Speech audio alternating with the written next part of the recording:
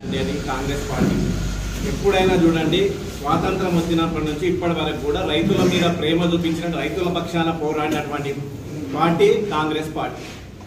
Indiramma period లో దాదాపు రైతులకు భూమి లేని రైతులందరికీ భూమి ఇచ్చింది కూడా కాంగ్రెస్ పార్టీ.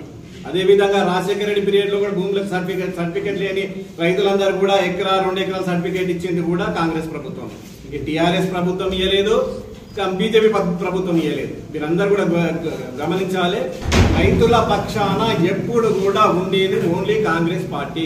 మిగతా పార్టీలు అనేది ఏదైతే కుళ్ళు రాజకీయాలు కుళ్ళు కుతంత్రాలు చేసేటువంటి పార్టీలు ఈ మిగతా పార్టీలు.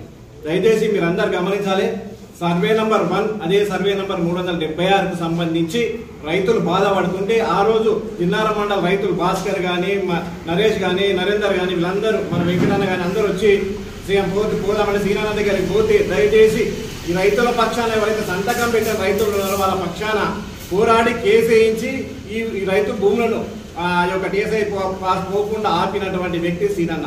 అటువంటి వ్యక్తి మీద మీరు బురద చల్లడం అనేది సమంజసం కాదు. మేము మిమ్మల్ని అడుగుతున్నాను, సీనన్న అడుగుతున్నాను, సీనన్న ఎక్కడ పోయిందని చెప్పి అడుగుతున్నారు. మీరు మాది కాంగ్రెస్ స్థానిక నాయకులు ఎక్కడ పోయినా అడుగుతున్నారు. మరి ఆ రోజు ఉన్నటువంటి ఎమ్మెల్యే గురించి ఎందుకు అడుగుతలేరు? 15 నుంచి అతను ఉన్నాడు, ఇప్పుడు అతను అతని గురించి ఎందుకు క్వశ్చన్ అడుగుతున్నాడు? ఉచ్చబడుతుందా మీకు పడతలే ధైర్యం లేదా?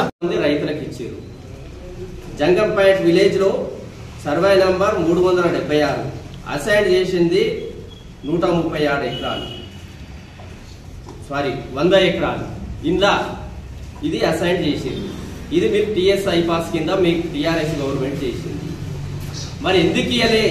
5-6 సంవత్సరాలు ఏం చేశారు? గాడిద పళ్ళు తోమేరా? మేము అడుగుతున్నాం, ఏం చేసిర్రు?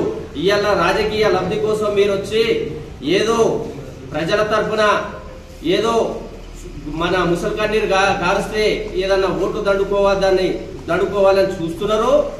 ఎవరు రైతులు గాని ప్రజలు గాని అంత ఎడ్డోళ్ళు గారు. ఇవాళ కాంగ్రెస్ గవర్నమెంట్ గుమ్మడిదల విలేజ్ లో సర్వే నంబర్ 1 109 158 ఎకరాలు అసెంట్ యాక్చువల్ గా ఏం చేస్తుందంటే ఒక టీఎస్ పాస్ కింద తీసుకుంటే గవర్నమెంట్ ఏదైతే అసైన్ ఉన్నదో ఆడ ప్రజా అభిప్రాయాల సేకరణ చేస్తుంది. రైతులను కూర్చొని పెడతారు, టెంట్ చేస్తారు, ఆర్డీఓ వస్తారు, జేసీ వస్తారు, గ్రామస్తులు ఉంటారు, ఎంఆర్ఓ ఉంటారు, వాళ్ళ సమక్షంలో తీసుకుంటుంది. ఇవాళ గుమ్మడిదాల్లా కాంగ్రెస్ గవర్నమెంట్ అదే చేసింది. మీకు ఇష్టం ఉందా ఇష్టం లేదా ఇచ్చేస్తాను, కానీ 3 సార్లు వాళ్ళకి ఇచ్చిన సిగ్గు తీసుకుని జిన్నారం మండలంలో గ్రామ పంచాయతీ పండబెట్టినవో అదే కాంగ్రెస్ పార్టీ, అదే కాడసిన్న, ఇదే దామోదర్ రాజనరసింహతోని అద్భుతంగా వాళ్ళ కుటుంబ సభ్యులతోని జిన్నారం మండల పెద్ద మనుషులతోని ఇక్కడ ఉండే యువకులతోని కానీ విని ఎరగని రీతిలో ఆ వెంకట పెద్దలు గౌరవనీయులు కీర్తిశేషులు వెంకటేశం గుప్తా గారిని అద్భుతంగా ఏదైతే ప్లేస్ కాడ తీసిండ్రో అధికార లాంఛనాలతోని అదే వెంకటేశ్వర గుప్తా విగ్రహం మీద మేము పెట్టబోతున్నాం. ఈ రోజు మేము కళాశ్రీనివాస దగ్గర పోతాం. అతి త్వరలో వెంకటేశ్వర గుప్తా గారు పెట్టి ఆడనే మేము అనుకుంటున్నాం, ముఖ్యమంత్రి గారే అనుకుంటున్నాం.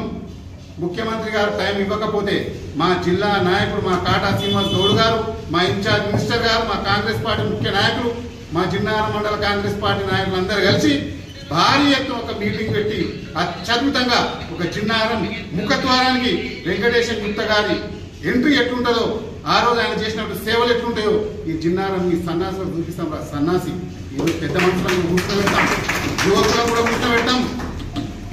మా గుండె తరుక్కపోతుంది. ఈరోజు వెంకటేశ్వర గుప్తా గారిని గ్రామ పంచాయతీలో పెడితే ఇజ్జత్ తీసేది మీరు, రైతుని ఇజ్జత్ తీసి పడేసింది.